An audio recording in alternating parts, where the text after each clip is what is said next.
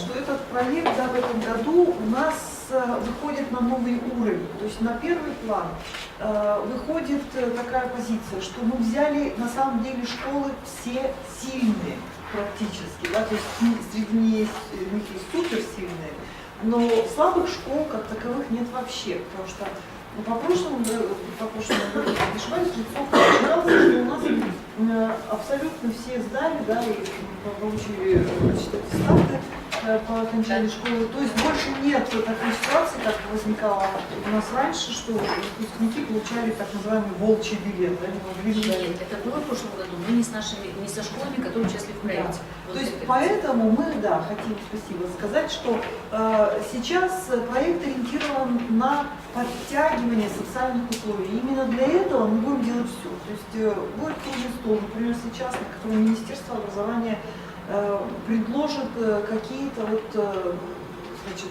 по устранению кадровых дефицитов, какие-то механизмы, какие-то решения, вот, значит, по введению ставок недостающих в образовательных организациях. Да. Также мы будем пытаться работать на уровне социума, чтобы, в общем, со всех сторон с нашей помощью эту проблему социального неблагополучия, да, потихонечку решать. И в этом году у нас, Вячеслав Алексеевич, да, назначено 8 школьных команд. Юрий Михайловне, работайте, желаю вам продуктивных рабочих. Обратили бы уже внимание, как сказала Светлана Васильевна, про новые, что мы в этом году, новые идеи в этом году мы реализуем в данном проекте. Это сопровождение школ-участников проекта не институтом и муниципальными образованиями, а школами-лидерами. В прошлом году у нас эта идея не получилось в полной мере реализовать, хотя школы-лидеры были утверждены в тех 5 муниципалитетах, в которых были выбраны и школы-участники проекта. В этом году созданы межмуниципальные сетевые сообщества.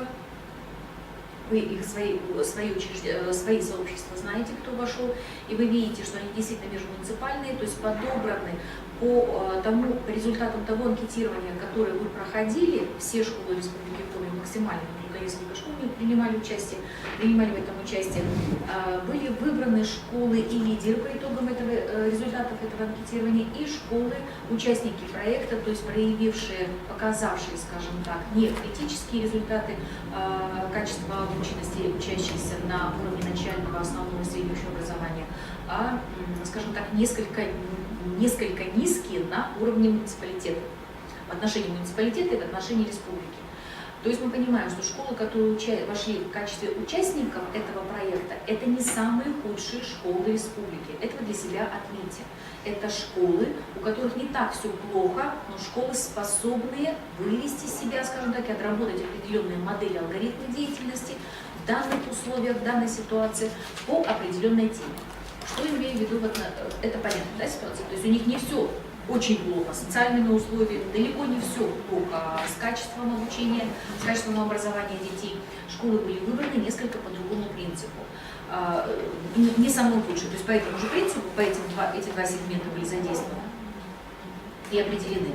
Часть школ попали в оба сегмента, есть школы, которые попали только в сегмент с низкими результатами, часть школ только по социальным условиям, то есть здесь все в порядке с результатами, и часть школ, которые попала в оба сегмента, да, то есть имеет оба статуса.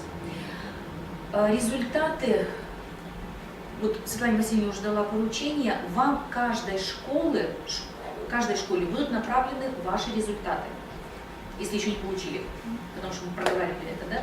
Вот, то есть школы-участники получат свои результаты, и школа-лидер получит результаты своих школ-участников. Им это нужно, чтобы заниматься разработкой программы перевода. Вам нужно, чтобы понимать их проблемное поле, я уже поняла, вам нужно видеть их результаты для того, чтобы понимать, с каким проблемным полем вы работаете. Вот, это понятно, да? Результаты каждой школы вы получите, чтобы понять, какое проблемное поле именно из статистических данных вы вытащите. При разработке программы тьюторского сопровождения, вот дальше об этом будем говорить, вам эти данные понадобятся для подготовки пояснительной записки, чтобы определить это, собственно, проблемное поле. Но сразу хочу оговориться. Вы, как сильная школа, выбраны именно на том основании, что вы являетесь республиканской инновационной площадкой того или иного уровня. Либо опорно-методическая площадка института, тоже в статусе РИК, либо, вот как первая Выльгарская школа, либо пилотная площадка, либо ресурсный центр республиканский. То есть в одном из этих трех статусов ваша школа, как школа-лидер, находится, именно поэтому вы были выбраны, в том числе в качестве школы-лидера, в качестве этого проекта, в статусе школы-лидера.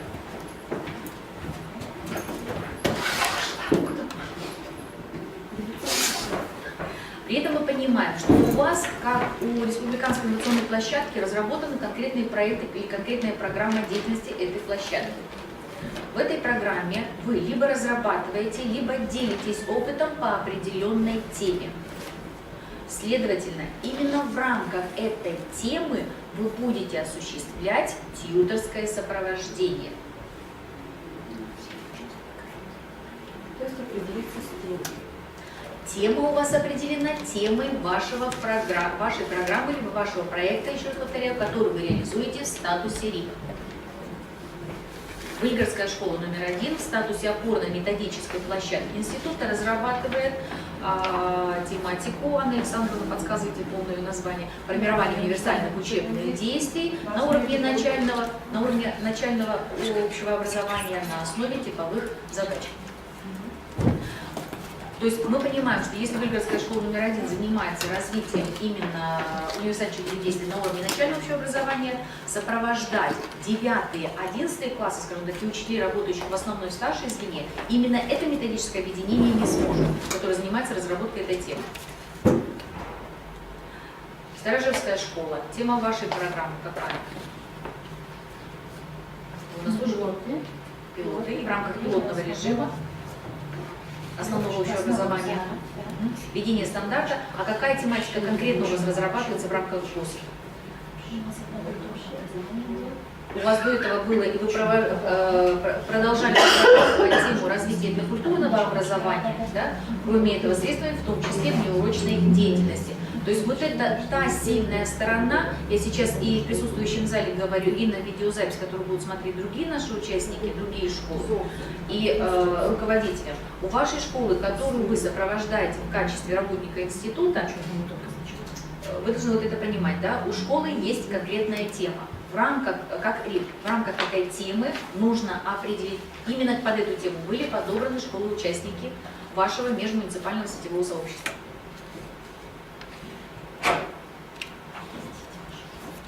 Если у школы, например, программа касалась воспитательной работы, либо развития каких-то форм и средств воспитательной работы, следовательно, для этой школы-лидера были подобраны школы-участники из сегмента социально неблагополучных, работающих в условиях социального неблагополучия, потому что им нужно развивать именно эти компетентности учителя, справляться с ситуацией социального неблагополучия детей и их родителей. Вот. Если мы говорим, например, о присутствующей, да, Сторожевской школе, у вас этнокультурное образование и внеурочные виды деятельности, следовательно, возможно, были выбраны, я не видела результатов исследования по всем школам, не могу, скажем так, судить, но судя по тематике, вам были, возможно, отобраны школы, у которых невысокие результаты во внеурочных формах деятельности или недостаточно достижений, либо они вообще отсутствуют. Мы говорим о том, что если дети не участвуют в конференциях, в олимпиадах и так далее, особенно анализировались результаты участия школы в муниципальном, республиканском и всероссийском уровне олимпиад, предметные всероссийские олимпиады, следовательно, если школа нигде никак себя не проявила, нет победителей, нет участников, возможно, это точно также влияет на внеурочную деятельность, в том числе по предмету. Следовательно, тематику тьюторского сопровождения, мероприятий, которые вы готовы будете организовать для того, чтобы развить ту или иную профессиональную компетентность педагогов, школ, участников проекта, вам нужно будет подбирать, исходя из той темы, которой вы владеете. Почему я об этом так много и долго говорю? У школ, которые причислены к вашему межмуниципальному сообществу, могут быть другие проблемы. Помимо той, которая обозначена как яркая, да, и поэтому они были к вам присоединены, у них могут существовать еще и другие дополнительные сопровождающие проблемы. И это действительно может касаться, например, для первой школы, да, школы, которые с низкими результатами обучения именно на уровне не начального, а основного и старшей школы. Возможно, там будут присутствовать точно так же некие проблемы социального плана, социального контекста, но они не так ярко выделены.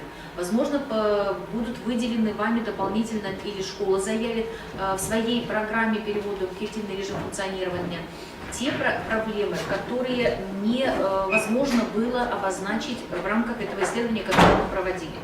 Не было таких вопросов. Но школа может заявить такую проблему в своей программе. Еще раз повторяю, то, что школа-участник проекта разрабатывает свою программу перевода себя в эффективный режим функционирования, эту программу сопровождает муниципальный орган управления образованием того муниципалитета, к которому она относится. Вы, как школа-тьютор, работаете точечно именно с той проблематикой, благодаря и ради которой они были к вам присоединены. Вот я это буду еще раз повторять, чтобы у вас четко уложилось это в голове. Вот эта вот схема, сложная схема взаимодействия здесь, тематические сложные схемы взаимодействия здесь возникают. Ну и давайте все-таки по порядку. Да. Да. Вопрос. Вот Да. вы только что сказали. Можно это как-то конкретизировать? Муниципалитеты работают с какой программой? И школа. Ага, ну потому что вы не всей информацией владеете, да? Это как бы у нас больше информации в голове, чем нежели на экране, либо мы проговариваем. У нас разрабатывается 3 вида программ. Муниципальная программа перевода школ в эффективный режим функционирования. Эта программа разрабатывается для тех школ, чьи школы, все 20 муниципалитетов, чьи школы работают, как утверждены в статусе школ участников проекта, с низкими результатами и работающих социальным благополучием. Вот муниципалитет, например, в Сытырдине утверждена в качестве участника проекта только Ипская школа, следовательно, муниципальная программа разрабатывается только под Ипскую школу. Да. Да. А школа Нет, вы можете, лидер? я имею в виду, это обязательно. Муниципалитет может включить туда другие школы, если вы посчитаете это важным и необходимым. Да. А школа лидер? Подождите, сейчас. В этой же муниципальной программе, мы просто завтра об этом будем говорить с муниципалитетами, но я здесь вам к сведению. Муниципалитет предполагает, то есть включает отдельным разделом в свою программу сопровождение вас как школы лидера и оказание вам помощи и поддержки как школе лидеру. То есть программа Мы рассчитана будем- на 2 категории. На 2 категории, но в основном муниципалитет, еще раз повторяю, будет работать именно и помогать, оказывать, как бы все свои усилия направлять именно на школу участника проекта. Вам, как школе лидеру, она должна быть в программе выстроить, скажем так, помочь выстроить это взаимодействие. Но она не будет помогать вам осуществлять мероприятия. У муниципалитета на это просто не будет возможности. Вы выделены как школа лидер, не муниципалитет, не методисты, не муниципальный орган управления образованием. Она будет помогать вам налаживать взаимоотношения с вашими участниками внутри муниципалитета и с участниками из других муниципалитетов. Нужна будет какая-то другая организационная, информационная помощь, поддержка. Да? Муниципалитет, опять же, вправе это заложить и может это заложить. Но не осуществление вместо вас, как школы лидера, каких-то содержательных моментов. Вот. Кроме муниципальной программы разрабатывается, я уже сказала, школа-участники, каждая школа-участник будет разрабатывать свою собственную школьную программу, так называемую программу развития или программу, программа развития у нас уже есть, да, либо блок этой программы, отдельный проект, который направлен именно на преодоление вот тех проблем, которые были выявлены в рамках этого мероприятия 2.2, в рамках этого исследования, которое проведено раньше. Вот. Программа «Школа лидер». Мы по этому поводу здесь и собрались. Мы разрабатываем программу тьюторского сопровождения.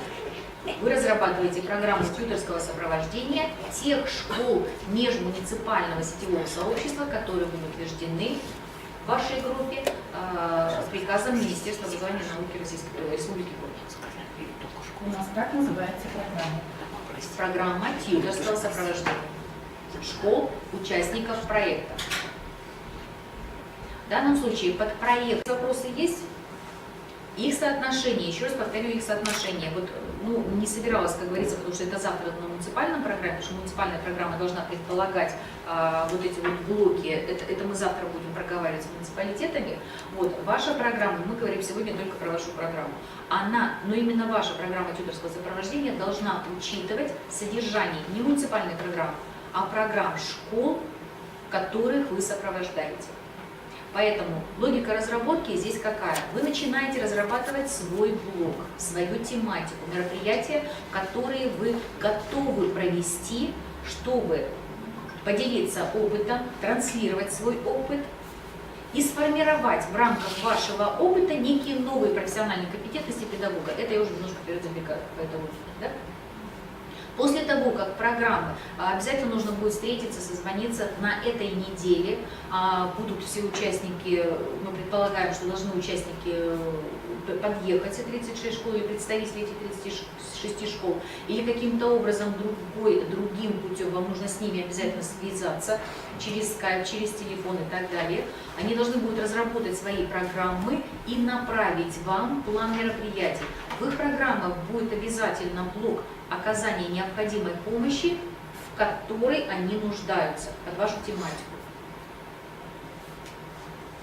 Для вас и под другие проблемы, для нас, для региональной программы, либо для муниципальной программы. То есть школа-участник проекта, она вольна обозначить любое проблемное поле, которое выделено в рамках этого исследования и которое она будет разрабатывать, преодолевать в течение этого года и последующих, например, 2-3 лет. Опять же, срок реализации программы определяет сама школа. У нас проект, который мы реализуем, разработан только на этот год. Вот этот проект и эта идея межмуниципального сообщества вы таким же образом можете разработать только до декабря.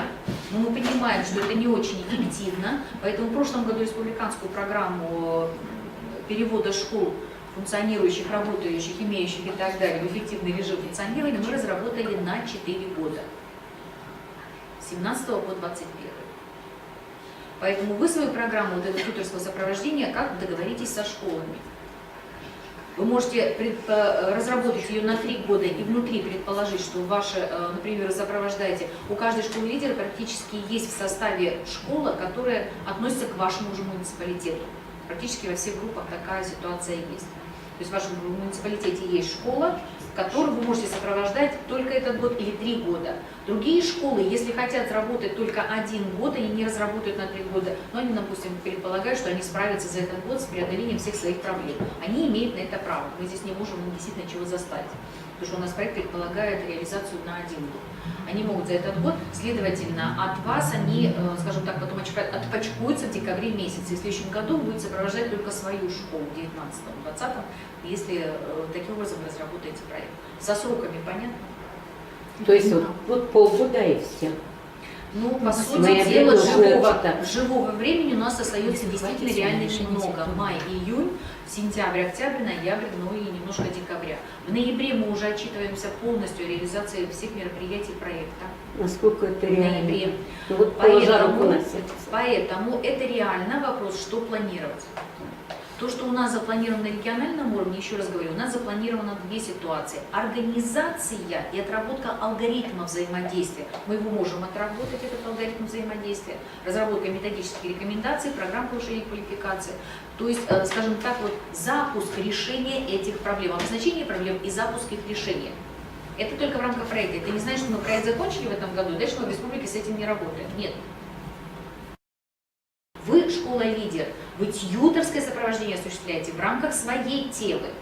Все остальные проблемы решает муниципальный и региональный уровень. Вот обращаю ваше внимание, из тех школ, которые у нас будут подключаться и смотреть, особенно школ участников, я думаю, им тоже будет интересно это, что в отношении их будут делать школы, их лидеры. Что важно в сопровождении? В качестве буквально эпиграфа выношу к нашему семинару. Нельзя сопровождать стоящего. То есть если школа, участник проекта, сама ничего не делает, не хочет, не проявляет инициативу, сопровождать ее, вы понимаете, практически лишены возможности.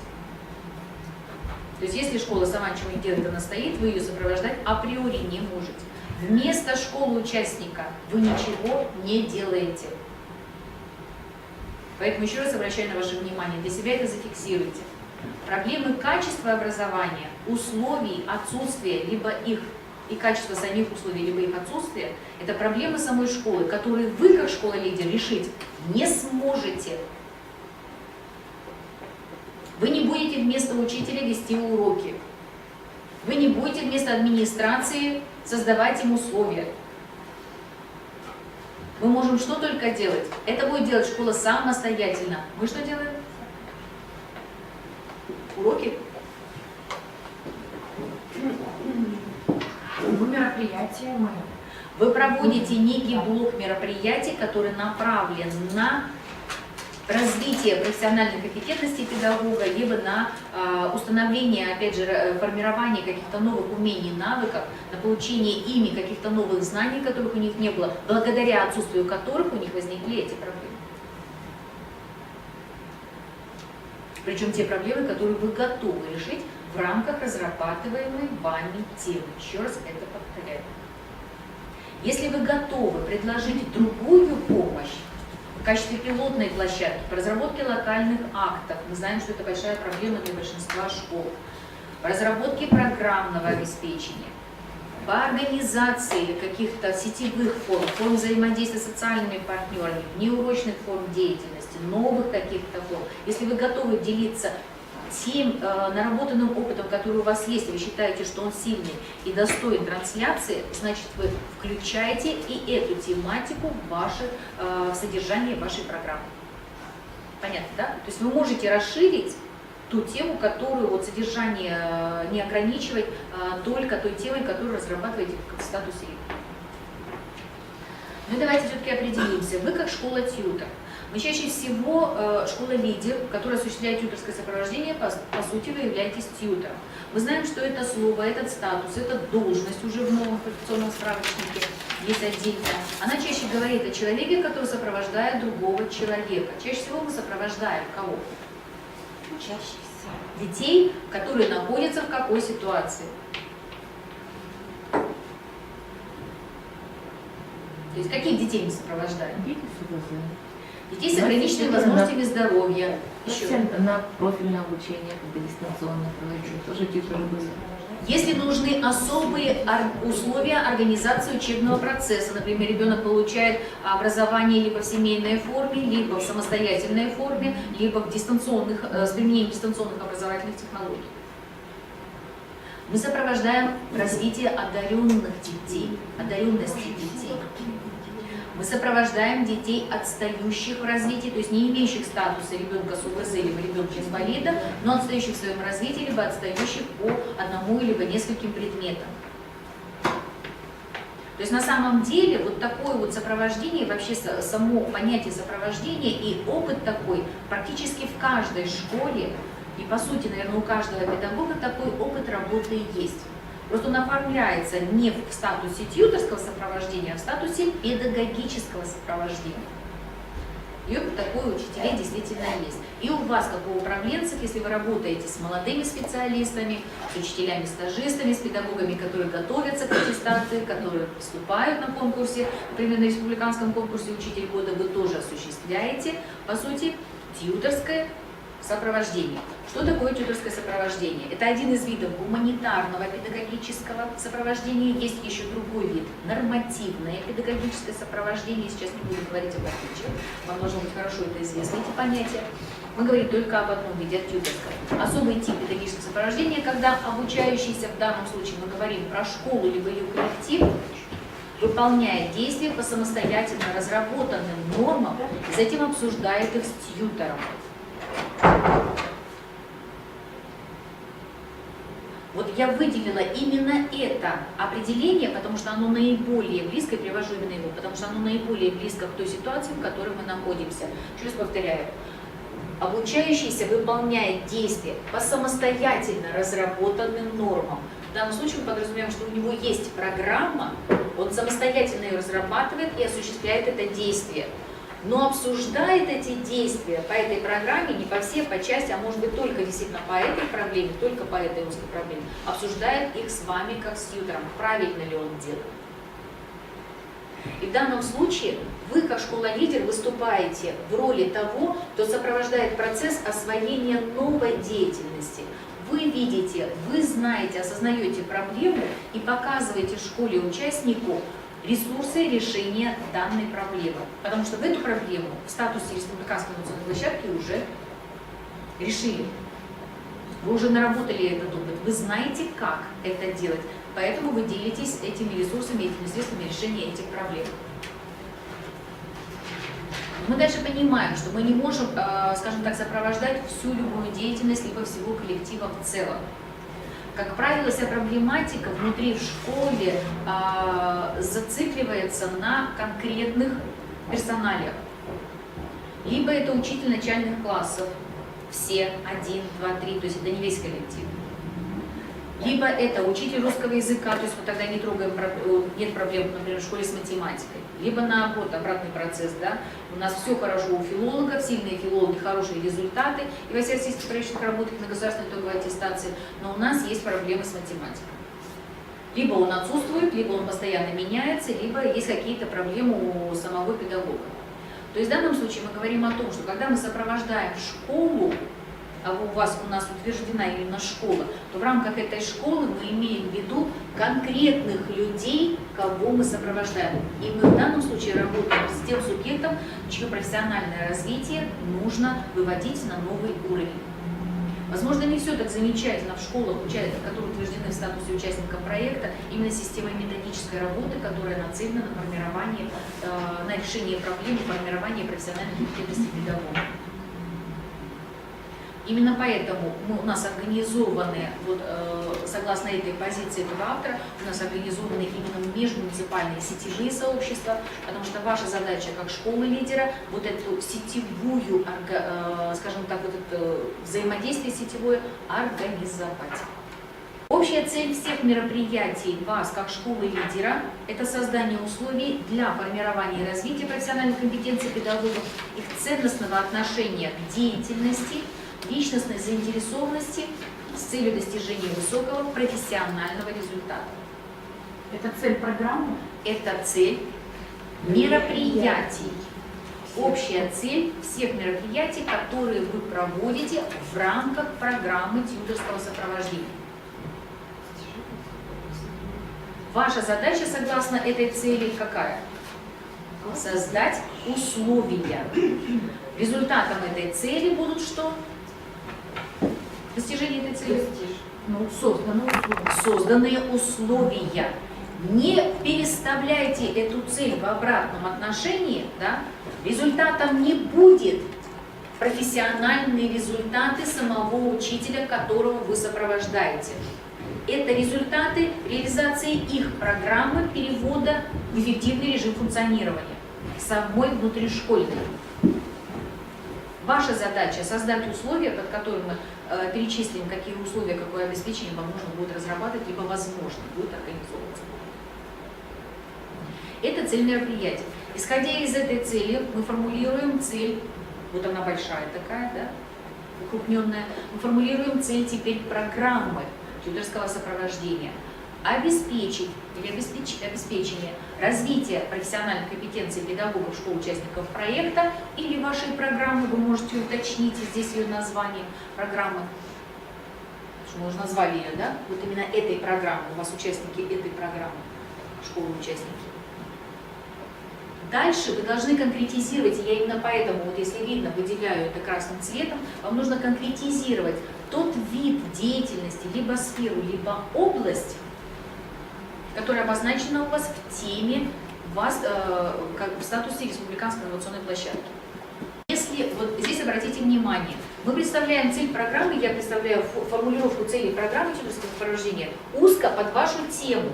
Если вы тему будете расширять за счет другого вашего опыта, который ранее был наработан, либо он у вас в принципе есть, и вы хотели бы этим опытом поделиться, например, организацией профильного обучения или организацией индивидуальных учебных планов, за счет реализации индивидуальных учебных планов и так далее, либо у вас хорошо разработана система оценки индивидуальных образовательных достижений, и вы хотели бы поделиться этим опытом, или вместе со школой отработать какие-то, посмотреть на других детях, в других условиях, насколько работают ваши инструменты, способы и формы. Вы можете расширить эту тематику, и тогда вы цель, буквально, вот она у вас будет немножко повторяться с целью мероприятия. Здесь она очень широкая. Здесь она очень широкая. Это в целом.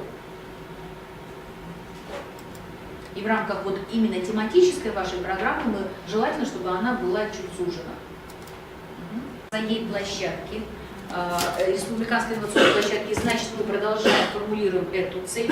Если вы выходите за пределы тематики, берете чуть шире, и у вас получается, она может не скомпоноваться, потому что универсальные учебные действия, профильное обучение – это разные уровни образования, разная тематика. Тогда вы формулируете ее в некой обобщенной форме, и в качестве задач под эту цель выводите уже под цели. Строите дерево обычных целей. Да.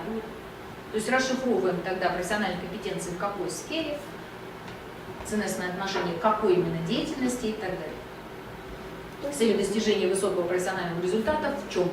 То есть обозначается направление, скажем. Да. Потом обозначаются как раз вот эти вот направления как задачи. Общие задачи мероприятий по укреплению вообще, потому что мы понимаем, с каким бы статусом школы мы не работали, с каким бы сегментом мы не работали, мы все равно будем работать с кадрами, потому что именно в системе образования кадры решают все. Это как вот было какой чинаж, да, но это вот действительно этот девиз, этот вот правило, этот принцип, этот подход у нас остается действующим и действенным. Это общие задачи. Вы видите, они не связаны ни с какой темой, не привязаны ни к какому уровню образования, не связаны ни с каким сегментом. Что нам нужно решать и наполнять эти задачи каким конкретным смыслом? Создавать условия для роста общекультурной компетентности. Почему делаем ставку на общекультурную компетентность? Вернусь назад в цель. Ценностное отношение к деятельности, личностная заинтересованность может формироваться только при условии повышения именно общекультурного уровня. Они взаимосвязаны. И его профессионального роста. Вот этот профессиональный рост идет, посмотрите, да, он во главе угла. Еще повторяю, это не мое придумка, это не моя придумка. Совершенствование управленческой компетенции администрации образовательной организации. Невозможно будет работать с педагогическим коллективом в отрыве от администрации образовательной организации, мы понимаем это. Поэтому ваша связка в рамках вашей темы, она может быть такой. Вы работаете с администрацией, администрация сама организовывает, работает со своим педагогическим коллективом, либо вы работаете параллельно с администрацией и с педагогическим коллективом, либо обратный процесс. Вы работаете только с педагогическим коллективом, но предоставляете всю информацию о той работе, которую вы проводите, и делаете это, понятно, по согласованию с администрацией. Вот последняя позиция, она касается таких достаточно узких тем, которые администрация редко на самом деле действительно занимается. То есть если вы занимаетесь, если ваша тематика не связана с локальными актами, организационными механизмами, финансовыми механизмами, потому что мы занимаемся универсальными учебными действиями, а это предметная и педагогическая компетентность самого учителя начальных классов, то мы понимаем, что административный потенциал здесь не будет задействован. Это личная профессиональная компетентность самого учителя, которую он проявляет на уроке. Не в системе вообще школы, да? Не в системе методической работы, не в управленческой деятельности, а именно на уроке. Это достаточно узкая тема. Административная компетентность здесь не будет никаким образом, может никак не задействована. Если выяснится, что почему у учителя это не получается, почему он плохо организует или проводит внеурочные деятельности, почему не достигаются личностные результаты, потому что неэффективно проводится некачественно проводится воспитательная работа, не осуществляется, не знает учитель, некачественно проводится методическая работа. То если эти проблемы вытащатся, тогда мы будем работать еще и с администрацией. Но вы понимаете, что работает только, а я все три модели перечислила, работать только с администрацией без учителя ни в одной из этих тем практически невозможно. Есть узкие темы, я еще раз говорю, и это мы отдельно будем разговаривать индивидуально с теми школами, которые у нас будут подключаться и смотреть, и у них будут возникнуть вопросы под их тему конкретную, а как нам поступать. Вот если школа, например, гимназия номер 1 Эшвин, у нее тематика ее республиканской площадки, это система оценки качества образования, мы понимаем, что она во вторую очередь касается учителя, потому что в первую очередь нужно решить какие вопросы? Управленческие, организационные, разработать локальные акты, организовать систему разработки контрольно-измерительных материалов, предложить все варианты, скажем так, планирования этих работ, форм и так далее, проверить, проконтролировать этот процесс и разработки и осуществления. А кто здесь пишет программу, в первую которую очередь нам пришлют? то еще в первую очередь, конечно, будет здесь работа с администрацией.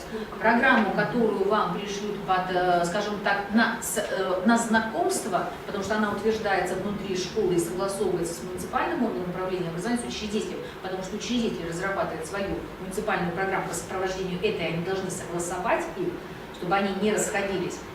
Вам пришлют тот, кто под тематикой ее разрабатывает. Поэтому я говорила в самом начале, опять же, не выпадайте, да, из процесса, не задумывайтесь о своем. Я постоянно произношу какие-то очень важные вещи. Вам нужно встретиться и согласовать ваши позиции. И по тематике, и это должно произойти именно на этой неделе. У нас конец апреля, у нас остается очень мало времени. Откладывать на после праздники уже некогда. Школы после майских праздников, 10-12, должны представить вам некий проект программы, не готовую программу. Мы ждем к концу мая готовые программы. Практически все школы должны сюда подъехать, особенно участники проекта, да, если, конечно, не связано это вот с какими-то погодными, другими вещами, устройствами, должны подъехать, договаривайтесь, встречайтесь, созванивайтесь. Вам нужно обсудить, вам нужно сказать, какая тематика вы представляете, вы должны поделиться этими наработками, то есть направлениями вашей деятельности, содержанием. И школа должна подтвердить, что у нее есть данная проблема, либо она не ярко выражена, но они хотели бы ее разработать, и за счет этой тематики выйти на другой уровень функционирования работы. Итак, еще раз повторяю, да, возвращаясь ко второй задаче. Совершенствование управленческой компетенции администрации образовательной организации у вас как может быть во главе угла, так и во второй степени, скажем так. Если ваша тема не связана напрямую с формированием именно управленческих инструментов и механизмов работы. Методическое сопровождение педагогов. Вот эта тематика, если административный, скажем так, потенциал у вас уходит на второй уровень, если вы профильное не возьмете, тогда он останется здесь, да, потому что там организационно именно связано с администрацией, работой администрации, то методическое сопровождение у вас переставится в приоритет на вторую часть. Во второй уровень. Здесь задача действительно желательно выстроить вот этот вот либо приоритет, либо вы будете формулировать, как шаги достижения цели, они могут, то есть в более сложной форме, точно так же, как годичные мастер-классы или продолжительные мастер-классы по времени, да, мы предоставляем, опять же, некий блок материала для изучения, показываем, либо предоставляем видеозапись своей практической деятельности, как вы это в практике делаете, как это у вас осуществляется, урок, занятие, какая-то форма внеурочной работы, либо форма методической работы, если мы говорим про администрацию, либо демонстрируете свои локальные акты. Не просто рассказывайте в первом блоке, мы рассказываем, как это делать, зачем это делать, по какому поводу делать, да? Во втором блоке предоставляем для примера свои локальные акты и просим на их основе либо с их применением разработать некие свои продукты. То есть учитель самостоятельно на основе предоставленных вами материалов, там, видеоресурсов, либо печатных ресурсов, либо электронных, других каких-то ресурсов, разрабатывает некое свой продукт, методической, либо педагогической, либо управленческой деятельности, и отсылает его вам на проверку, на контроль. Вот это такой дистанционный мастер-класс, он тоже в данных условиях осуществления взаимодействия может быть применим. Понимаем, что если вы, конечно, очень хорошо, это идеальный вариант, чтобы к вам с какой-то определенной периодичностью либо педагоги школы, либо руководители, в зависимости от тематики, приезжали на эти очные встречи, на общение. Это вот был бы идеальный вариант. Мы понимаем ограниченность и временных, и финансовых ресурсов для этих видов деятельности. Вы не наездитесь, и они точно так же могут быть ограничены в этих ресурсах. Поэтому максимально предлагаем в программе тьюторского сопровождения именно дистанционные формы общения. Поэтому я их столько проговариваю. Разные формы. И при этом вот то, что я уже озвучила, вот и семинары, мастер-класс, другие какие-то формы, да, но в основном мы пользуемся этими: фестивали, выставки, экспертиза продуктов, экспертная оценка, экспертиза продуктов, обсуждение совместных каких-то вещей, оно может происходить с применением сетевых ресурсов, то есть интернет-ресурсов и так далее, при условии, что у школы, которую вы сопровождаете, есть такая возможность. У нас есть часть школ, которые попали в этот проект, но постарались максимально не брать очень удаленные, либо не сформированные вообще информационно-коммуникационной средой. Вот. Но есть школы, у которых ограничены, скажем так, эти возможности. Либо скорость интернета, либо, скажем так, количество точек отключения, которые возможно использовать внутри школы. Вот. Понятно, о чем речь, да? Мы перечислили с вами, вот я просто предполагаю, что это далеко, потому что я уже сказала, что у нас только традиционных форм методической работы, а практически в каждом блоке мы говорим именно об этих.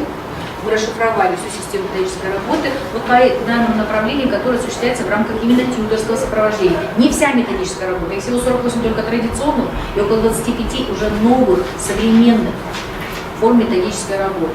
Вы задействуете не все далеко формы планируете, да, только которые попадают в данные в рамках данных 3 направлений, которые реально можно использовать в рамках программы тьюторского сопровождения. Школы первого сегмента. Сопровождение школ первого сегмента. Первый сегмент – это школы с низкими результатами. Специфика этих школ, немножко на каждом сегменте остановлюсь. Специфика этих школ определяется тем, в данном случае в этих школах либо недостаточно, либо не хватает реально людей, либо качество самих педагогических кадров не соответствует современным требованиям. То есть фиксируется проблема необходимости учителя, который способен модернизировать содержание собственной деятельности посредством критического, творческого ее освоения и применения достижений науки. Но в первую очередь мы говорим не только о достижениях науки, а о передовом педагогическом пути, который вы будете транслировать. Вами наработанный вы будете транслировать. Что это за учитель? Что значит модернизировать содержание собственной деятельности? В чем проявляется эта способность педагога? Повышение. Что значит модернизировать? Модернизировать и повысить – это одно и то же. Модернизация и повышение не одно и то же, но модернизация и совершенствование, они уже более близки по смыслу. Они являются синонимами близкого значения, да, но действительно могут быть взаимозаменяемы. Изменить творчески на основе Совсем достижений изменить науки. или видоизменить? Модернизировать. Скорее видоизменить, не совсем изменить. Да? Вот в данном случае почему не изменение? Развитие и модернизация чем отличаются? Развитие и модернизация. Развитие, наверное, Качественное новое появляется. Вот. Развитие связано с появлением качественно новых образований. Новых, не просто совершенствование старых, да, а именно появление новых видов деятельности, компетенций, знаний, умений и так далее. Вот это развитие, появление нового. Модернизация. Дыры латаешь. По сути дела, это совершенствование, но это превращение в существующем поле. Здесь развивается не новое, скажем так, условно, вот поэтому оно и не развивается. Какая-то проблемная зона. Да, разрешаются очень локальные проблемы, то есть модернизируется, действительно видоизменяется. Именно видоизменяется то, что необходимо изменить, то, что является западающим звеном, самым слабым звеном, либо в деятельности школы, либо в деятельности Как в автомобиле. как в автомобиле, как в системе образования. Поэтому обратите внимание, мы медленным, тихим, скажем так, вот шагом, да, от концепции модернизации перешли к программам развития. Невозможно разработать сразу программу развития, если не было чего? Этапа модернизационного. Именно на этапе модернизации нашей системы образования, в том числе российской, в том числе Республики Коми, мы сначала определяли эти проблемные зоны, на основе разрешения которых или видоизменения которых мы намечали точки роста. Мы их наметили к 2010 году, эти точки роста, и вышли на программу развития. Благодаря чему? Введению федеральных государственных образовательных стандартов. Точками роста в данном случае были обозначены вот те проблемные зоны, которые были разрешены, но обозначены в качестве точек роста реализация новых государственных образовательных стандартов. Изменение планируемых результатов, изменение ресурсов теперь уже действительно изменение роста ресурсного обеспечения полностью, установление единого образовательного пространства за счет программного обеспечения этого процесса. Нет программы, нет результатов, целей, нет содержания, нет ресурсов. Будет происходить развитие? Нет, оно не будет ничем обеспечено. Обеспечивается процесс развития именно программным, либо проектно-программным методом. Понимаем, что в проектах, программы в отношении проекта, в данном случае именно на федеральном уровне, они признаны более эффективным методом, нежели проекты. Проекты не более локальные. Вот у нас проекты реализуются под каждую конкретную проблему. Да? А когда мы говорим в целом про систему, некую систему, действительно мы выходим на более масштабный документ, нежели проект, это программа. Поэтому, когда мы возвращаемся к вашей деятельности, вам нужно разработать именно не проект, а программу тьюторского сопровождения. Почему мы говорим про разные направления? Потому что ваша собственная программа может состоять из 2-3 проектов. Либо, если берете одно направление, оно и так и остается, но если вы берете, например, начальную и старшую школу, у вас будет две отдельных либо подпрограммы, либо 2 отдельных проекта в рамках этой программы, если вы решите взять еще что-то. Точно так же, как в Старожевской школе, да, вы можете взять этнокультурное сопровождение, средствами внеурочной деятельности, можете внеурочную деятельность взять отдельным проектом, взять там разные направления. И ее организацию, локальные акты, оценку результативности и эффективности организации и включение учащихся, это достижение личностных и предметных результатов, средств внеурочной деятельности и так далее. То есть можно развести эти тематики в разные проекты, поэтому мы говорим про программный документ. Так вот, возвращаемся к учителю, который должен быть способен действительно не просто заниматься профессиональным развитием. Они на самом деле это делают худо или бедно, но они видоизменяют свою деятельность, потому что вынуждены это делать. У нас приходят новые подходы, есть новые технологии. У нас федеральный государственный образовательный стандарт меняет деятельность педагогов, он вынужден, потому что эти вещи начали контролировать, он вынужден действительно развиваться. Но нам нужно его вывести не на процесс развития, потому что он осуществляется постоянно, а именно на процесс модернизации, причем не самой деятельности, а ее содержания. А содержанием деятельности учителя является что? В первую очередь. Какой блок компетентности?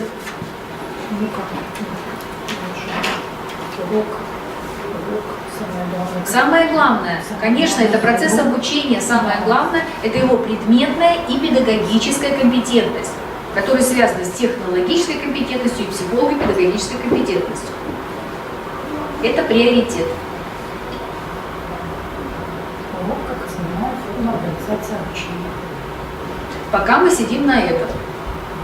Хотя мы говорим о том, что вся основная образовательная программа, у нас большинство учащихся 1-7 класс уже учатся по ВГОС, реализуется в 2 формах, в урочной и внеурочной, поэтому, как правило, вся тематика у нас будет связана, большинство школ, лидеров и команд вот этих вот межшкольных сообществ будет связана и с уроками, или с внеурочной деятельностью. Это тоже является содержанием действительно вот как бы урок как основная, но не всегда это связано. Именно во втором сегменте это связано с внеурочной деятельностью. У первого сегмента школ с низкими результатами обучения эта деятельность связана с содержанием деятельности, связана действительно с проведением уроков, то есть либо со знанием, незнанием предмета, либо знанием, незнанием способов организации учебной деятельности учащихся, контроля этой деятельности и так далее и тому подобное. Осуществление и обеспечение, то есть разработки неких новых инструментов, организационных форм, дидактического обеспечения, использования учебника. Зачастую учителя современные учебники не видят, либо пользуются традиционными, либо в новых учебниках не видят новых форм, возможностей и так далее. И это тоже является проблемной зоной. Здесь на этом этапе понятна специфика работы со школами, если в вашем сегменте, если в вашем сообществе попадут в школы с низкими результатами обучения. Работаем в первую очередь с этой составляющей. У второго сегмента, понятно, деятельность будет несколько другая. Содержание деятельности учителей школ второго сегмента будет другое. Если это у школы все хорошо с уроками, скажем так, с результатами, хотя это редкие случаи, но такие школы у нас есть, у нее, возможно, есть, скажем так, некое проблемное поле, которое не отражается странным путем, но оно может действительно не отражаться на качестве обучения детей. Это социальные условия, неблагоприятная среда функционирования школ. Безработица в населенном пункте. Низкий образовательный уровень родителей. Вот это главное. Это главное, это действительно проблема, потому что сегодняшнее поколение родителей зачастую во многих населенных, я не скажу в большинстве, но во многих населенных пунктах, большой контингент достаточно на уровне конкретной школы, даже если все хорошо на уровне СТК или микрорайоне, то в данной школе может оказаться достаточно большая группа родителей с низким образовательным уровнем именно своим. И, следовательно, мы понимаем, какие проблемы это несет для ребенка, для его обучения. Родители не способны его сопровождать, ему помогать. У них у самих низкий уровень притязаний в отношении образования детей и дальнейшей его деятельности, профессиональной и личностной. Следовательно, эти, скажем так, низкие ожидания формируют низкую мотивацию учебную самих детей. Вот этот вот хвост такой вот длительный, скажем так, вот этот вот процесс, он действительно нам снижает, он может снижать качество обученности ребенка, может и не снижать. То есть мы говорим сейчас сегодня о том, что у нас, если ребенок учится на 3, это вполне допустимо, это базовый уровень, то есть он у нас не успевающий не попадает, но он и не выходит на качественно новый уровень освоения программы, следовательно, дальнейшей своего жизнеустройства, в том числе профессиональной самореализации. То есть здесь будут модернизация вот этого содержания собственной деятельности, она больше будет касаться именно социальных компетенций учителя, умения общаться с родителями и осуществлять скорее педагогическое просвещение, сопровождение родителей, нежели их детей. Если, еще раз говорю, этот статус у школы не связан именно с первым вот этим вот сегментом, то есть если школа имеет причислена только ко второму сегменту. Но, еще раз повторяю, это редкий случай.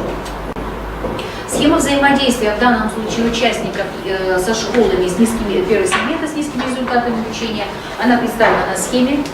Школа-участник проекта взаимодействует со школой-лидером.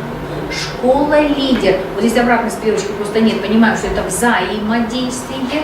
Школа-лидер может, естественно, свои усилия направлять и на школу участника проекта, но делает это она через муниципальные программы. Через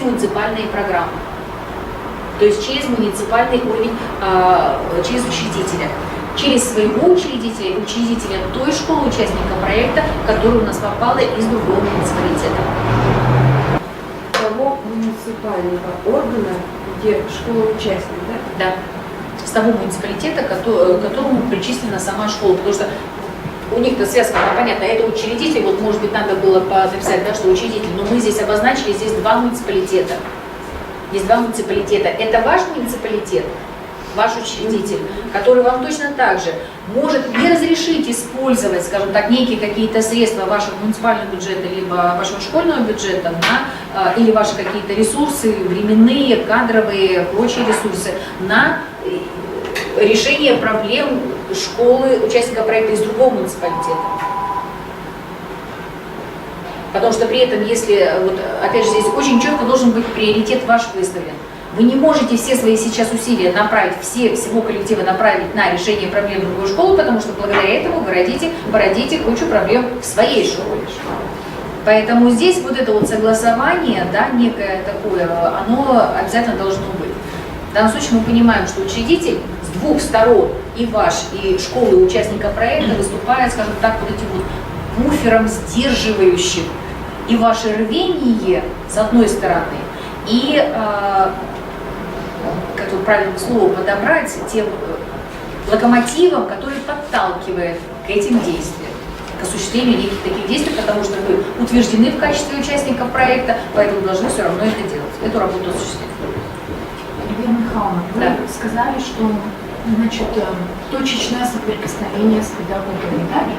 Как вы видите на практике вот это содействие нас с тем муниципалитетом, да, вот конкретно на практике, вот пример, то бишь мы и со школьными педагогами, да, у нас есть соприкосновение, и как мы на практике взаимодействуем вот с этим муниципалитетом школы-участников.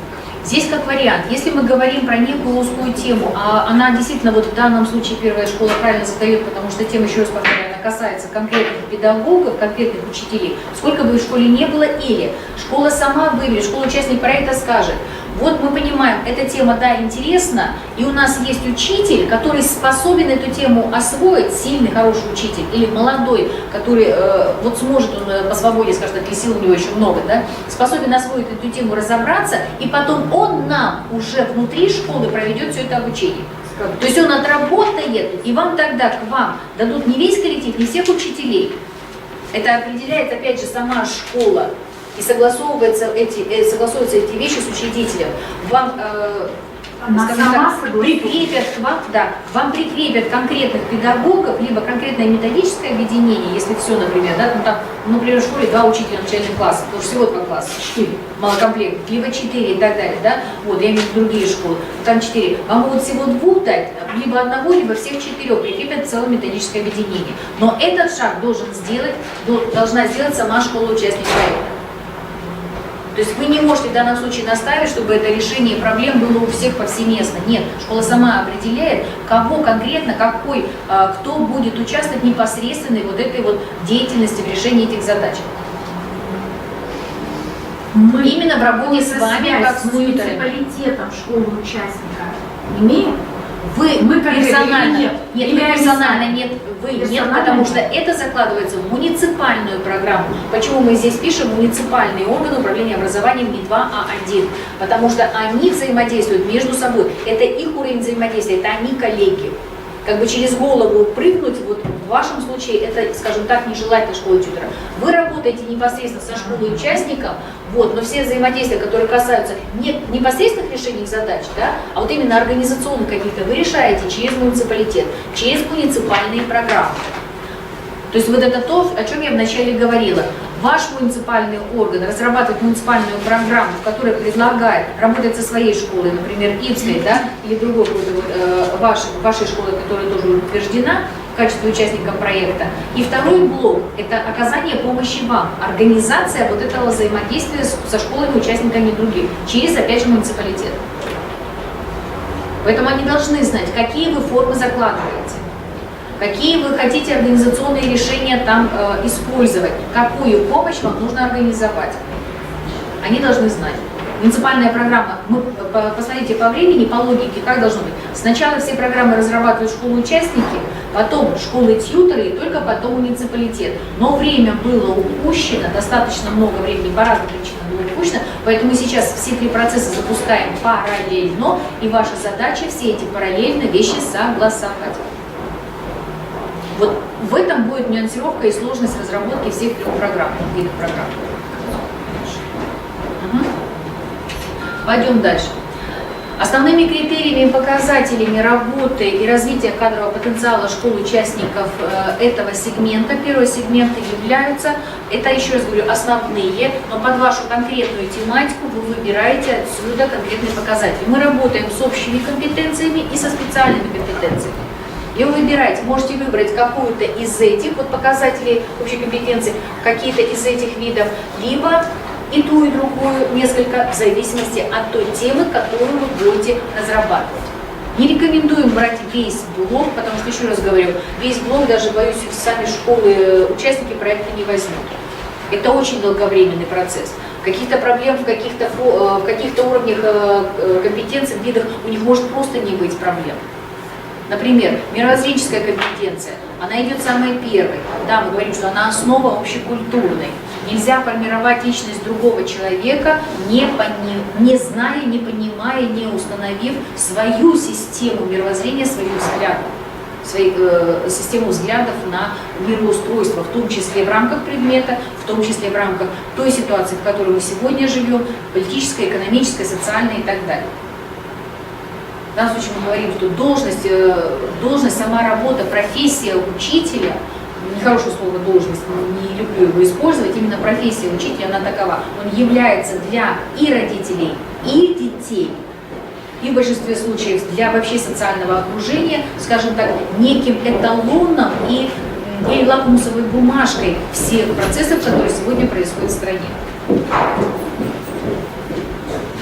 Если ваша площадка занимается разработкой системы воспитательной работы, вот с этой компетенции нужно однозначно начать. Нельзя воспитать настоящего гражданина, не будучи гражданином самим. Нельзя научить убить родину, природу, если ты сам ее не любишь. Либо для тебя это абсолютно второстепенно. А мы говорим о ценности. Они должны быть уточнены у педагога, и он должен их транслировать и демонстрировать это в своей практической работе, деятельности. Вот. Это достаточно сложный блок, и он вот должен присутствовать во всех программах тьюторского сопровождения тех школ, которые разрабатывают сегодня именно это воспитательное направление. Дальше, коммуникативная компетенция. Обязательно берут ее те школы, которые работают со школами, работающими в социально неблагоприятных условиях. Нам нужно научить учителя правильно и грамотно выстраивать взаимодействие с родителями и детьми. Зачастую родители, семьи не виноваты в тех условиях, в которых они оказались, в которых живут.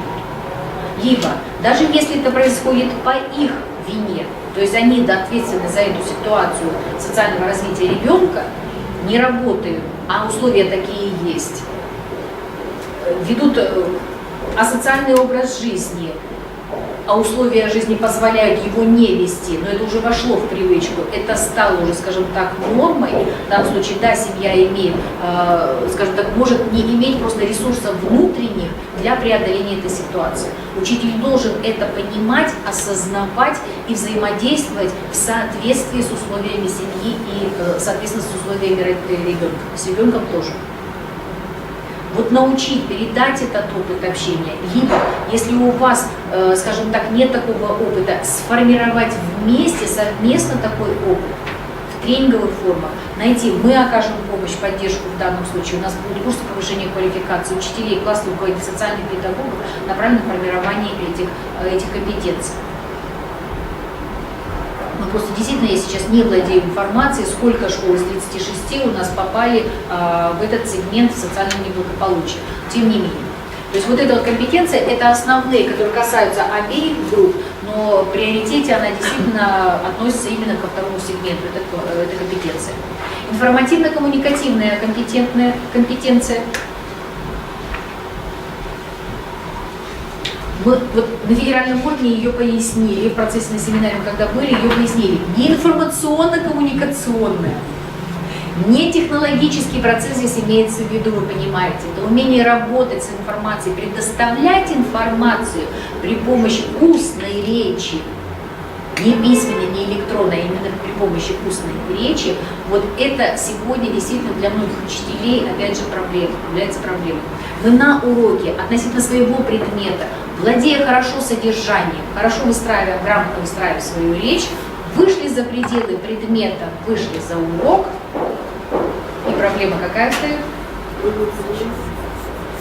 Выступить, донести, спросить, предоставить информацию, проконсультировать, поговорить по душам с ребенком, с родителями, с коллегой, выстроить профессиональное общение учителю зачастую достаточно сложно. Почему у нас проблемы у многих учителей вот сегодня возникают, до сих пор, скажем так, возникают при подготовке к аттестационного портфолио. Ведь аналитическую справку нужно сформулировать и написать, ее не спишешь, ее нужно сформулировать собственным языком. Да еще и с точки зрения именно аналитического, наличия обязательных критериев аналитического комментария. Причем мы же учим, каждый раз обращаем внимание, да, мы же детей учим на уроке анализировать. Тексты, процессы, явления, события, поступки и так далее. Значит, мы сами умеем анализировать, но оказывается не собственную деятельность. То есть мы владеем предметным содержанием, но не владеем универсальным учебным действием. Вот с этими вещами связано, в том числе с формированием коммуникативных, скажем так, компетенций, да, связаны именно этот блок, информативно-коммуникативный. То есть он отличается в этом плане, да, от просто коммуникативной компетенции, как умение общаться. Здесь эта компетенция отличается тем, что вы должны не просто общаться, а уметь предоставить информацию и запросить информацию, сделать это грамотно и правильно относительно, опять же, социальной ситуации общения. Регулятивно-коммуникативная. Не буду расшифровывать дальше по каждой позиции, да, потому что вам хорошо знакомы, в принципе, регулятивные универсальные учебные действия, умение контролировать процесс общения, умение контролировать свои действия. Мы говорим вот сейчас и про оценку не просто своей деятельности какой-то, да, внутренней, скажем так, или внешней, а именно процесса общения, регулирования. не выведение до конфликта, не доведение до конфликта, да, не просто уход от конфликта, да, а умение разрешить вот эти вот ситуации, не быть их зачинщиком, инициатором, и при возникновении уметь вовремя или погасить, или разрешить, а не просто избегать этих таких острых углов. Нормативно-правовая компетенция связана зачастую с административным потенциалом школ, там, где мы говорим об исполнении законодательства, о подготовке локально-нормативных актов школы, об организации работы, в том числе с педагогическими кадрами, в том числе с родителями, в том числе с детьми, с органами управления. Психолого-педагогическая компетенция говорит сама за себя. Это те умения, знания, действия, которые проявляет руководитель в отношении своего педагогического коллектива, а учитель в отношении учащихся и их родителей. То есть умение видеть проблемы, умение разрешать эти проблемы, умение находить адекватные способы общения и взаимодействия с детьми и их родителями. Ну и рефлексивная компетенция, которая говорит о самоанализе, умение выстроить самооценку, в том числе внутреннюю, в том числе внешнюю своей деятельности. Ну и специальные компетенции. Мы не говорим про последнюю, карьерный рост. В данном случае задача может быть не тьюторского сопровождения, не вас как школьного лидера, выстраивать этот карьерный рост других учителей. Я могу предположить, что благодаря, скажем так, вашим усилиям и вашей программе карьерный рост появится у вас самих, как у школ лидеров, у ваших педагогов, которые карьеру не только вертикальную, я имею в виду, да, но и в том числе горизонтальную.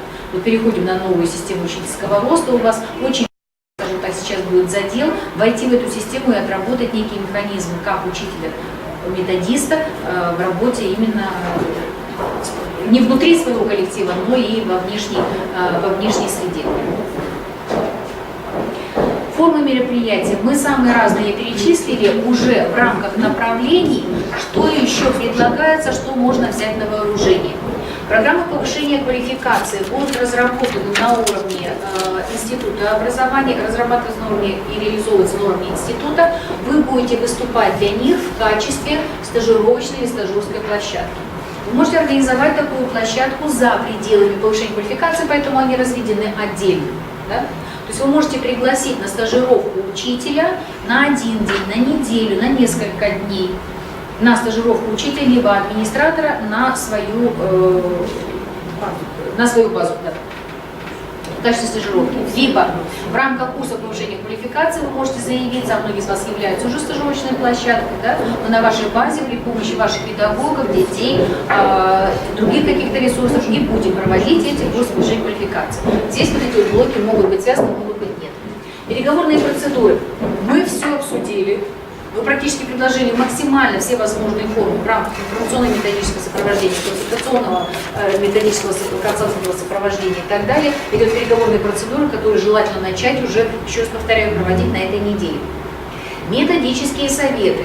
В каждой школе, там, где есть руководители методического объединения, то есть в более больших, скажем так, более больших коллективах по количеству педагогов, в больших коллективах и в менее больших коллективах, да, где есть руководители методических объединений, организуются в том числе методические советы.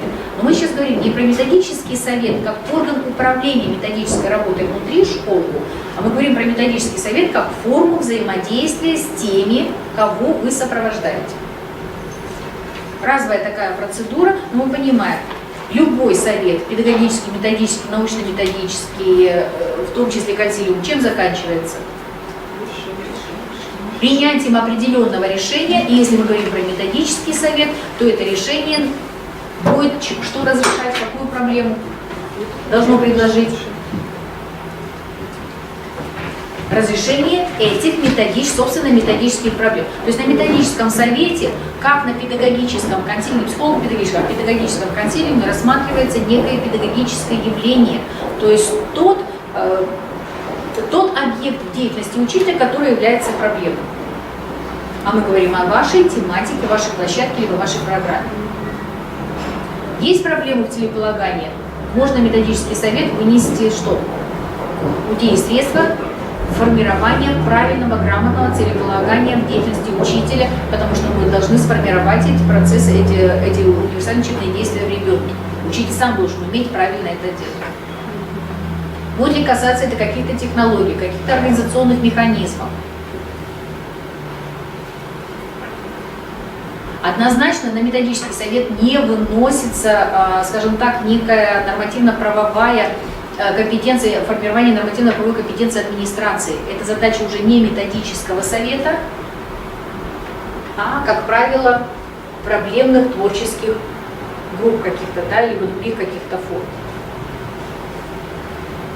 Переговорных процедур, там, где мы обсуждаем, но не принимаем решения. То есть нам нужно действительно разработать, обсудить структуру, особенность, специфику, и это несколько другой подход. Про наставничество мы уже говорили, методические объединения, вы подключены, вы хорошо знаете эту форму, и любые, это большая форма, внутри нее могут использоваться некие малые формы, такие как круглые столы, семинары, прочие, опять же, консультативные вещи, да.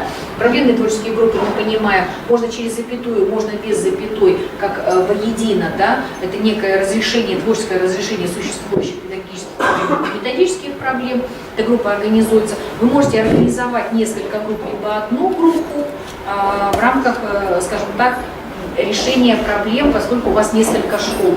То есть это может быть одна группа, когда несколько человек с разных школ, либо вот одна школа, одна группа, вторая школа, другая группа.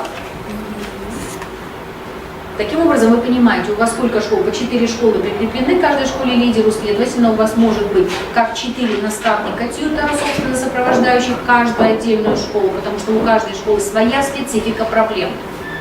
Нельзя разрешить одними и теми же средствами, ресурсами разные проблемы, да еще и в разных условиях работающих школ. Поэтому, как вариант, вот идеальный вариант, если вы в своей школе, как школа-лидер, найдете 4 человек, которые будут курировать конкретную школу, каждую конкретную школу. При этом вы понимаете, что вы организуете внутри своей школы вот эту вот рабочую группу, потому что вы делитесь своим опытом и должны делать это согласованно.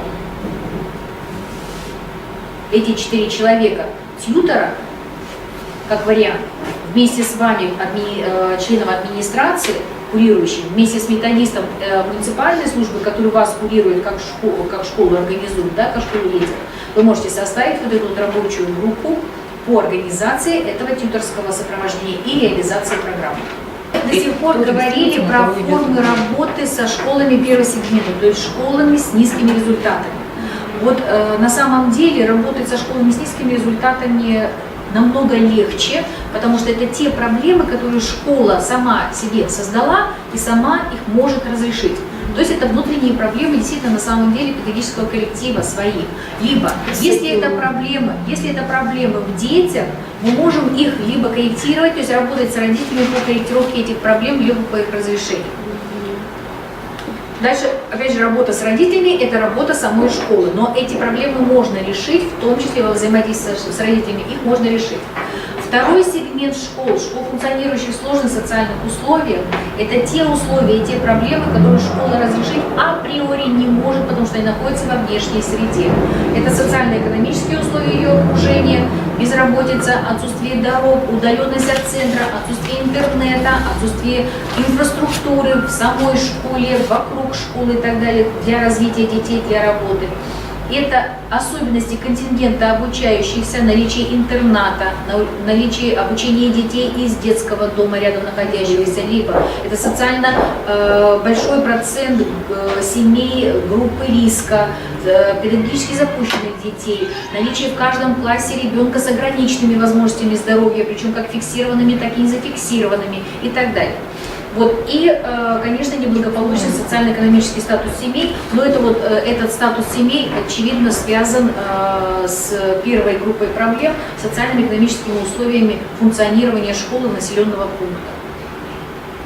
Процессы в разных населенных пунктах, они по-разному происходят, то мы фиксируем достаточно большой процент родителей, которые не имеют высшего либо среднего профессионального или даже не имеют полного среднего образования. Такой процент родителей у нас сохраняется достаточно высоким. Либо родитель имеет образование, но не работает по образованию. Или вообще не работает. При наличии образования он не работает. Вот мы когда фиксируем отсутствие, еще хотя бы наличие образования, но безработица, эти проблемы еще можно каким-то образом разрешить, но опять же не в школе, да, а только в связке с социальными партнерами, с администрацией муниципального, почему здесь и нужен учредитель, потому что как структура администрации муниципального образования вы можете инициировать решение этих проблем, этих семей, этих детей и так далее, в связке с социальным управлением, с центром занятости, с другими органами управления, либо государственными структурами управления муниципальными, либо предпринимателями.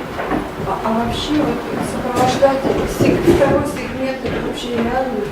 Это реально сопровождать, опять же, мы обозначили цели и задачи с вами, мы не можем разрешить эти проблемы, но мы должны помочь школе, педагогам развить их профессиональную компетенцию, во-первых, осознание и понимание этих проблем, и умение общаться с людьми, включенными в эти проблемы, с родителями и детьми.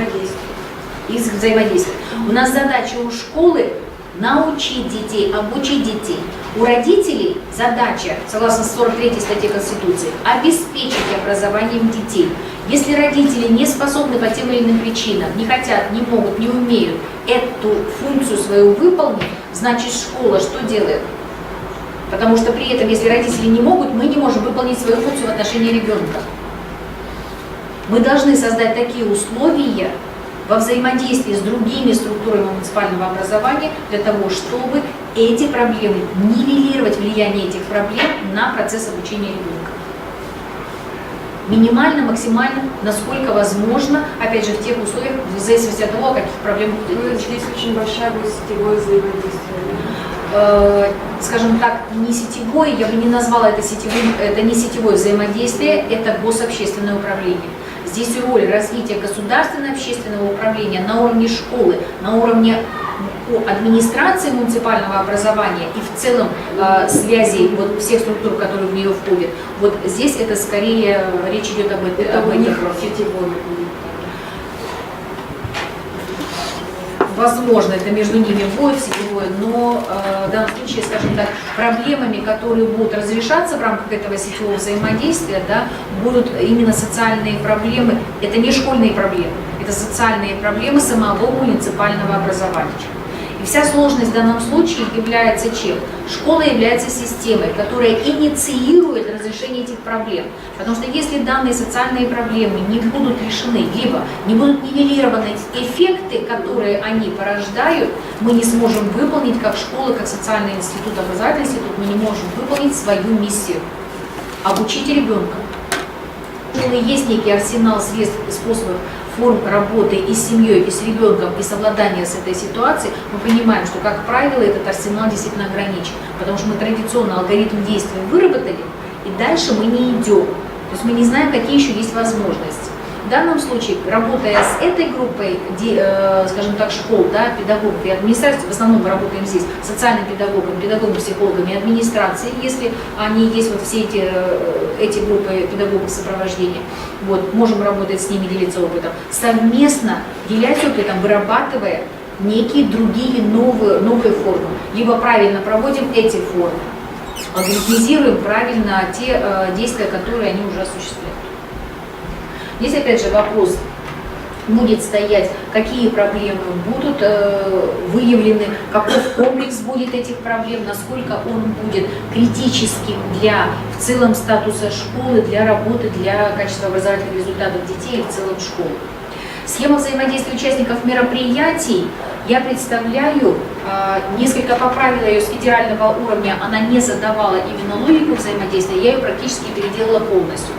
Система дополнительного профессионального образования. Мы взаимодействуем как институт, как куратор и как, скажем так, институт, в котором участник, в котором разрабатываются некие такие формы, да, и как руководители этого проекта, наши сотрудники, как руководители каждой вашей школьной команды, мы взаимодействуем с муниципальным уровнем, как правило, с муниципальной методической службой, потому что именно методисты включаются в этот проект. Там, где в муниципалитетах нет муниципальных методических служб, значит, мы курируем и работаем со специалистами управления образованием. Но в данном случае мы именно под муниципальной методической службой имеем в виду оба, некий, скажем так, вот, контингент людей, специалистов, которые, собственно, будут заниматься все равно этой методической работой, в какой бы должности они ни работают. Кроме этого, мы взаимодействуем с муниципальными методическими объединениями, со школьными методическими объединениями через наши республиканские методические объединения. Как правило, мы работаем с предметниками в первом сегменте школ. Там есть школы с низкими результатами обучения, например, у них проблемы с математикой, проблемы с русским языком. У нас организуются курсы повышения квалификации по предмету, мы готовим ваших тьюторов по предмету вместе с теми учителями, у которых были выявлены данные проблемы. То есть здесь в зависимости от этого контингента этой работы. Дальше обратите внимание, вот наша участь, в данном случае наша задача, скажем так, ограничивается именно вот этим блоком работ. Но через и посредством, например, муниципальных вот этих вот объединений или через муниципальные методические службы, мы как система дополнительного образования, как руководители, можем работать с вами как со стажировочной площадкой. То есть вот под стажировочной площадкой мы в данном случае и под наставниками мы понимаем вас, школы лидеров. Вот у вас обе вот эти вот роли, скажем так, да, вы выступаете в качестве тьюторов, наставников. Надо было бы поменять, да, здесь, именно на тьюторское сопровождение, да, тьюторов. Но это, еще раз говорю, эта модель была на федеральной, я ее переделала, а участники-то остались. Там может быть любое, мы уже привели в пример вот отличия обоих этих, скажем так, статусов, да, ролей наставника и тьютора, но в принципе вы можете остановиться и на наставничестве, если вам, например, для своей школы, которая рядом находится в муниципалитете, можете выступать не в качестве тьютора, а в качестве наставника, потому что она близко. И вы знакомы, вы хорошо их знаете, их проблемы и коллектив. Вот. И с вами, как со стажировочной площадкой, в рамках в том числе проведения каких-то межмуниципальных, республиканских мероприятий, ваших внутренних, межмуниципальных мероприятий для ваших школ. Можем с вами участвовать. Тоже в данном случае вы будете выступать стажировочной площадкой. Дальше. Можем мы работать с вашими социальными партнерами? Да, мы можем работать с вашими муниципальными партнерами, но я бы вот здесь переставила, скажем так, эту логику, да, не через муниципальные, не через школьные методы объединения. То есть здесь более длительная такая будет к социальным вашим партнерам, более длительная цепочка. Вот. С социальными партнерами в основном работаете вы как школа-лидер и муниципальные органы управления образованием. Но муниципалитет здесь представлен, посмотрите, везде, то есть практически вот где, сказать, не только методическая служба, а, собственно, сама администрация муниципалитета, да? Мы понимаем, она везде, потому что социальные партнеры это кто для школы? Управление по соцвопросам является партнером? Да. Центр занятости является партнером? Да. Наши органы внутренних дел являются партнером? Да. Другие какие-то структуры и так далее. То есть сегодня, когда мы говорим, что если мы хотим выстроить вот это вот внешнее взаимодействие школы, социального партнерства, нужно брать телефонный справочник населенного пункта и района. И буквально по по этому телефонному справочнику, если он есть, да, либо по какому-то другому ресурсу, можете обеспечить себя этим социальным партнерством. Почему родители связаны с социальными партнерами, это очевидно. Выступая в качестве родителей ваших учащихся, родители выступают в том числе в роли каких-то сотрудников, каких-то структур. Понятно, что эти два участника, они связаны напрямую, потому что это может быть элементарно один и тот же человек. Он же руководитель, он же мастер, он же водитель, он же и так далее и тому подобное, предприниматель, он же руководитель, глава администрации, потому что его ребенок и он же родитель. То есть вот это вот смешение, скажем так, вот родительское, оно позволяет поставить их, естественно, рядом. Работают социальные партнеры с вами, как со школой лидерами, вы выстраиваете свои взаимодействия и с родителями в том числе. Вот эта схема взаимодействия очевидна, понятно? Здесь, обратите внимание, она является для моделирования одной из самых сложных. В каком плане? Как только одно поле наехало или совместилось с другим полем, здесь на этом пересечении возникает некое содержание общее для вот эта вот общая деятельность. То есть понятно, что у нас, как у института, есть некая вот своя деятельность, и она достаточно большая, да? Обеспечивать, разрабатывать, обучать и так далее. Это то, что мы делаем самостоятельно. Но в взаимодействии с вами у нас есть часть работы, которую мы осуществляем вместе с вами. Есть часть работы, которую мы осуществляем вместе с муниципальной методической службой. И точно так же каждое поле. И вы понимаете, какие блоки самые сложные с точки зрения организации взаимодействия? Это те, где больше всего пересечений. Это, по сути дела, вот эти три блока, это муниципальные и школьные методические объединения, особенно в школах. Мы понимаем, что это проблемная зона для чего? Потому что методическое объединение, там, где мы вопрос говорим о качестве образования, о предметной составляющей. И это, конечно, работа с социальными партнерами, потому что на них, как говорится, влияние и взаимодействие будет со всех сторон. И вот это тоже сложно, потому что здесь для этого вам нужно найти, подготовить собственных наставников, кто будет осуществлять эту стажировочную, руководство стажировкой, согласовать содержание и организацию этой стажировки, потому что это другие муниципалитеты, с муниципальной методической службой, либо с органом муниципального управления другой территории, и вашей тоже. Потому что вы не можете, минуя директора и учредителя, пригласить к себе на вашу базу побыть, поработать, поучиться, например, учителя либо директора. Ему нужно, во-первых, согласовать, если он подчиненный со собственным руководителем, а если руководитель, то все равно с учредителем. Вот эти вот, скажем так, отсутствие на рабочем месте, в рабочее время и прочее, выполнение несвойственных ему каких-то либо обязанностей. Вот. Понятно, что стажировочная площадка связана с работой школьного методического объединения, может быть организовано муниципальное объединение. Как связана стажировочная площадка с социальными партнерами? Если мы разрабатываем тему социального неблагополучия, да, вот этих вот условий, то очевидно, что вам нужно будет делиться своим опытом, либо приглашать на обмен этим опытом, опять же, ваших социальных партнеров, либо отдельная тема, мы в курсах повышения квалификации для руководителей, для педагогов будем прорабатывать и эти проблемы, и эти вопросы. Алгоритм взаимодействия с любой школой, любого статуса, любого сегмента строится из 4 этапов или 4 шагов. В первую очередь нам нужно проанализировать социальные условия, в которых функционирует школа. Опять же, именно статус, в данном случае, почему делаем упор на социальный, чтобы исключить, либо определить, что данная школа имеет не только низкие результаты, это очевидно. Низкие результаты, они сразу очевидны, потому что это всероссийские проверочные работы, это государственная итоговая аттестация, это открытые данные практически, либо мы их статистически получаем. Но нам нужно эту школу либо исключить этот статус дополнительный, либо понять, что он у нее единственный. Поэтому мы говорим об отдельной работе, анализе именно социальных условий, в которых функционирует школа. Вам может оказаться недостаточным та статистика, которую вы получите от нас по результатам того исследования, которое было проведено. Дальше мы определяем педагогические компетенции, которые необходимы для деятельности в сложных социальных условиях. Почему говорим определяем? Потому что вы в данном случае будете их определять из того списка, который вы перечислили, вот всего перечня, потому что эти социальные условия, они будут для каждой школы специфичны. И, следовательно, потребуется какая-то, возможно, конкретный, либо комплекс каких-то набор конкретных компетенций. Не всегда это будет для всех школ одинаково.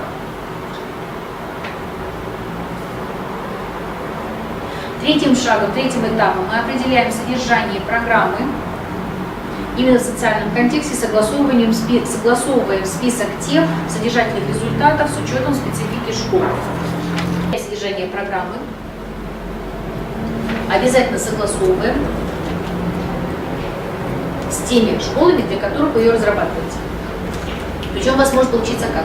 У вас программа будет одна, но она может состоять, по сути, 4 школы из 4 блоков, конкретизированных для конкретной школы. То есть будет какое-то общее содержание для всех, а для каждой школы, почему говорю 4 тьютера, а для каждой школы будет уточнен какой-то конкретный контекст, либо мероприятие, которое направлено только на эту школу.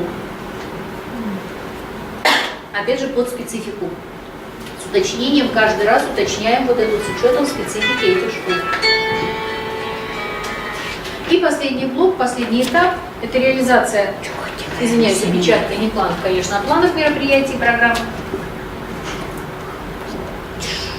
и профессионального развития, и изменения, модернизации, изменения, скажем так, этой ситуации внутри школы, участники проекта. Ну и представлю компетенции, которые необходимы для деятельности учителей, работающих именно со вторым сегментом школы. То есть данный перечень может для вас стать основой формулирования тех результатов, либо содержания ваших мероприятий, направленных на, скажем так, результатов, либо эффектов вашей работы как школы-лидера. Формирование конфликтной компетентности, способности к управлению конфликтами, формирование правовой культуры. Учителей зачастую не хватает инструментов именно потому, что они не знают законодательно, на что они имеют право, либо на что, в соответствии с законодательством, что обязаны делать дети и их родители. Поэтому правовая культура здесь будет, может быть, тоже представлена. Школа-лидер здесь становится действительно при разработке вот этой программы тьюторского сопровождения несколько в такую ситуацию, что начинать вашу деятельность нужно сначала самих себя, с рефлексией собственной деятельности, собственной компетентности. По структуре программа строится по аналогии с региональной программой перевода школы в эффективный режим функционирования. Паспорт, обычная структура, пояснительная записка, в которой вы описываете некий портрет, либо идеальный вариант, портрет каждой школы, которую вы тьюторски сопровождаете, которую вы должны Нашей сопровождать пояснительной записки. в вашей программе тьюторского сопровождения в вашей школе, да. Мы описываем портрет 4 школ. Да. 4 портрета, портрет каждой школы. А Получится своей у вас? нет? Нет. Сейчас дойдем до этого. Сначала вам нужно прописать то проблемное поле или ту специфику описать работы. Поэтому мы говорим, что сначала должна быть разработана программа перевода этой школы. То есть у этой школы должна в своей программе разработана, потому что они это описывают в своей программе. Мы должны с ней ознакомиться. Вы должны с ней ознакомиться проанализировать. и взять только те проблемы и согласовать их с этой школой, участником проекта, взять те проблемы, на которые будет направлено ваше внимание, которые вы готовы будете, решение которых вы будете готовы сопровождать, потому что это ваши силы, потому что это ваша тема. Большая часть проблем, еще раз повторяю, может оказаться действительно за бортом, за пределами вашего внимания. На эти проблемы, оставшиеся вне вашей тематики, будет направлено внимание их учредителя в муниципальной программе и их собственные усилия, потому что это их программа. То есть в пояснительной записке указываются проблемные поля 4 школ-участников. Сначала вы описываете некий такой вот проблемное поле, вернее портрет, что я говорю, да, портрет, специфику каждой школы, выводы делаете вот теперь уже в целом по команде, по вашему сетевому, межмуниципальному сетевому сообществу в целом, потому что там специфика у каждой школы своя, вам нужно, описав все 4, выбрать красные линии, на которые вы сможете влиять. Неэффективно будет сопровождать каждую школу отдельно. Для каждой школы предлагать отдельные формы, отдельные темы. Еще раз повторяю, вам нужно, вот скажем так, здесь минимальными какими-то, но максимально эффективно отработать такими инструментами, чтобы поработать с ними со всеми и вывести, разрешить проблемы. Пусть лучше они будут немного проблем, но они будут разрешены. И при этом вам самое главное, не накопить собственных за этот период. Лучше, меньше, лучше. Да. Да, золотое правило: лучше, меньше, да лучше. И Ленин.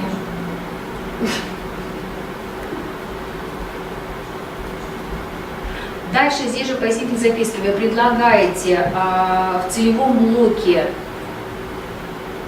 целевой блок, цели и задачи вашего тьюторского сопровождения. Цель мы уже проговаривали. Да, задачи мы проговорили, там можно еще, я смотрела, одну задачу добавить. Можно из региональной программы. Да. Можно 2. Можно добавить, можно их по-другому скомпоновать, можно их уточнить с точки зрения тех проблем, той тематики, которую вы разрабатываете, это обязательно уточнить, конечно. Самое главное, что уже проблемы, в принципе, вернее, задачи не разъезжались с целью. Вот еще, значит, механизмов, так, разработка и внедрение эффективных механизмов методического сопровождения. То есть мы предлагаем первое, второе, третье. Здесь то же самое. Разработаны будут механизмы, Как в проекте. и мы перечисляем материальный продукт. Да? Вы перечисляете, да, у вас очень материальный или информационный, или некий продукт, который можно, скажем так, вот не пощупать, потому что это взаимодействие, его нет, в продукте не выделишь. Организовано взаимодействие, обеспечено взаимодействие чем? Локальными актами, планами совместной работы, совместными мероприятиями, уже проведенными. Вот это результаты вашей работы. С точки зрения механизма, этот механизм должен во что-то вылиться, он должен в чем-то проявиться. Будет ли это модель взаимодействия, механизм? Почему он эффективный? Вам нужно доказать, если вы ставите перед собой такую задачу, именно не просто механизм взаимодействия, потому что элементарно они просто даже просто взаимодействие не отработано. А если вы ставите задачу не просто взаимодействия, а эффективного, вам нужно доказать, что та школа или те социальные партнеры, или те родители, которые включились в это взаимодействие, они получили свои результаты, они получили либо посыл для разрешения проблемы, либо разрешение проблем. Вот для вас это будет тогда механизм эффективный. То есть еще раз говорим, мы сейчас вот говорим про результативность и эффективность ваших программ с точки зрения результативность, это результаты вашей деятельности, но ваши программы могут быть эффективны только в том случае, если результаты получит та школа или те школы, которые участвуют в этом проекте.